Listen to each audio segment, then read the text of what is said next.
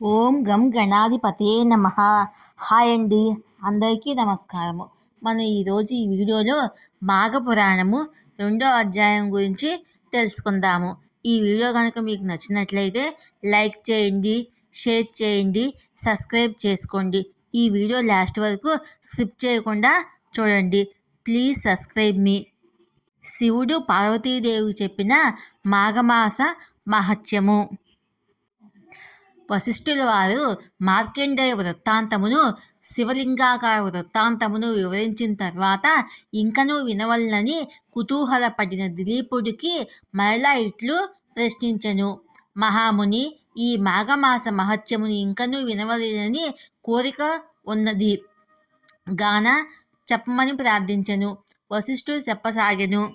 ముందు పార్వతీదేవికి శివుడు, నారదుడికి బ్రహ్మ మాఘమాస మహత్యము గురించి చెప్పి ఉన్నారు కనుక శివుడు పార్వతీకి చెప్పిన విధమును వివరించను.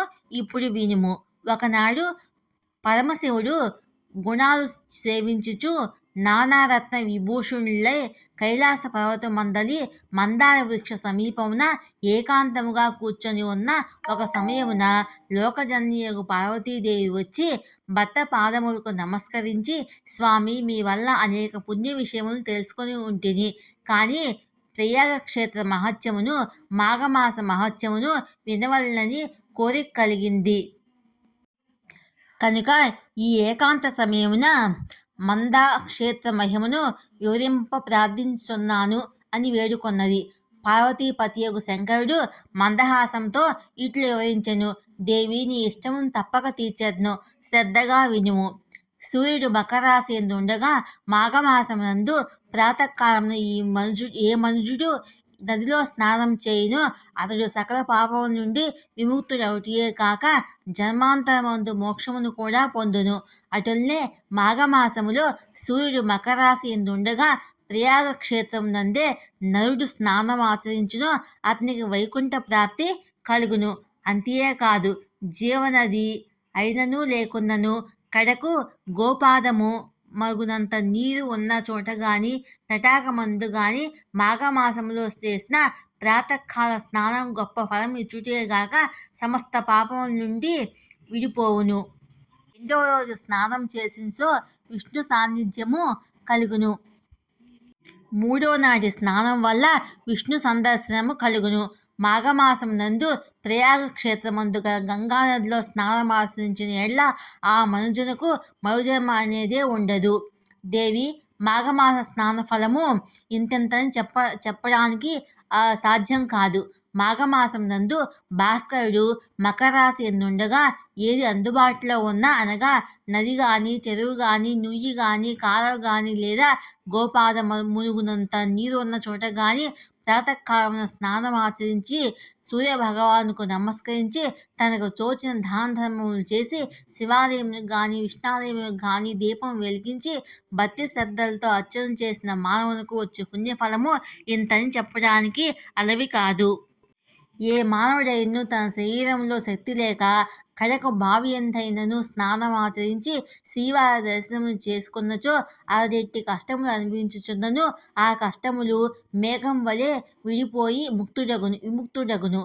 ఎవరైనా తెలిసి గాని తెలియక గాని మాఘమాసములో సూర్యుడు మకర రాశి యందు ఉండగా నదీ స్నానం ఆచరించిన అతనికి అశ్వమేధ యాగం చేసినంత ఫలితం దక్కుతుంది. అదీనుగాక మాఘమాసమంతయు ప్రాతకాలం నదిలో స్నానం చేసి శ్రీమన్నారాయణుని పూజించి సాయంకాల సమయంపున మాఘపురాణం చదివినా లేక విన్నను అది అతనికి తప్పక విష్ణులోక ప్రాప్తి కలుగుటే కాక పునర్జన్మ ఎన్నటికీ కలగదు.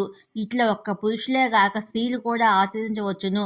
మానవుడు జన్మమెత్తిన తర్వాత మరలా ఘోర పాపములు చేసి మరణానంతరము రౌరవాది నరక బాధలు అనుభవించుట కంటే తాను బతికున్నంత కాలము మాఘమాసం నది స్నానం చేసి దాన ధర్మాది పుణ్యములను ఆచరించి వైకుంఠ ప్రాప్తి పొందుట శ్రేయస్కరం కదా.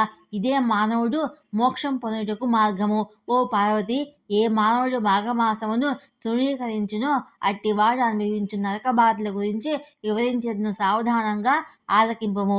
నేను తెలియజేసిన విధంగా ఏ మనుషుడు మాఘమాసమందు ప్రాతకాలము నది స్నానం గాని, జపం గాని, విష్ణు పూజ గాని, యథాశక్తి దానాది పుణ్యకర్మములు గాని చేయుడో అట్టివాడు మరణానంతరము సమస్త నరక బాధలు అనుభవించుచు కుంభీపాకమున నరకమును పడదోయబడును, అగ్నిలో కాల్చబడును, రంపము చేత ఖడ్గం చేత నరకబడును, సలసలాకాగు తైలంలో పడవేయబడును, భయంకరులకు యమకింకరులచే పీడించబడును.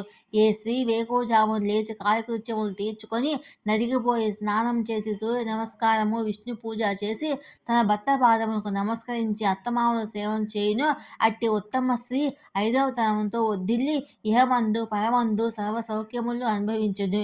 ఇది ముమ్మాటికి నిజము. మాఘమాసమునందు ఏ స్త్రీ అట్లు చేయదో అట్టి స్త్రీ సుఖము చూసినంతనే సకల దోషములు కలుగుటియే కాక ఆమె పంది కుక్క జన్మలెత్తి ఈనస్థితి నందును.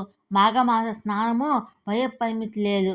బాలుడైనను, యువకుడైనను, వృద్ధుడైనను, స్త్రీ అయినను, బాలికైనను, జవ్వని అయినను, ఈ కులం వారైనను ఈ మాఘమాస స్నానము ఆచరించవచ్చును. ఈ మాసమంతయు కడు నిష్ఠతో ఉండిన కోటి యజ్ఞములు చేసినంత పుణ్యఫలం కలుగును. ఇది అందరికీ శ్రేయోదాయకమైంది.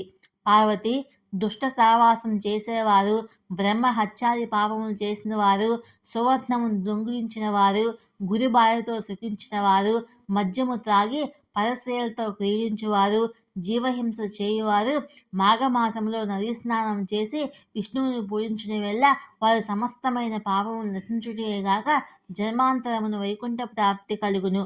మరియు కులభ్రష్టుడైన వాడు, కించిత్ మాత్రమైనను దానధర్మమును చేయనివాడు, ఇతరులను వంచేవారు వద్ద దానమును హరించువాడు, అసత్యమాడి పొద్దు గడుపువాడు, మిత్రద్రోహి, హత్యలు చేయువాడు, బ్రాహ్మణులను హింసించువాడు, సదా వ్యభిచార గృహంలో తిరిగి తాళి కట్టిన ఇల్లాల్ని బిడ్డలను ఏదించువాడును, రాజద్రోహి, గురుద్రోహి, దైవభక్తి లేనివాడును, దైవభక్తుల్ని ఎగతాళి చేయువాడును, గర్వం కలవాడై తానే గొప్పవాడని అహంభావంతో దైవకార్యములను ధర్మకార్యములను చెడగొట్టుచు దంపతులను విభేదమును కల్పించువాడు, సంసారములు విడదీయవాడు, ఇండ్లను తగలబెట్టువాడు, చెడు పనులకు ప్రేరేపించిన వాడు, ఈ విధమైన పాపకర్మలు చేయువార్లు సైతము ఎట్టి ప్రాయశ్చిత్తములు జరపకనే మాఘమాసం నందు స్నానం చేసినంత మాత్రమునే పవిత్రులగుదురు.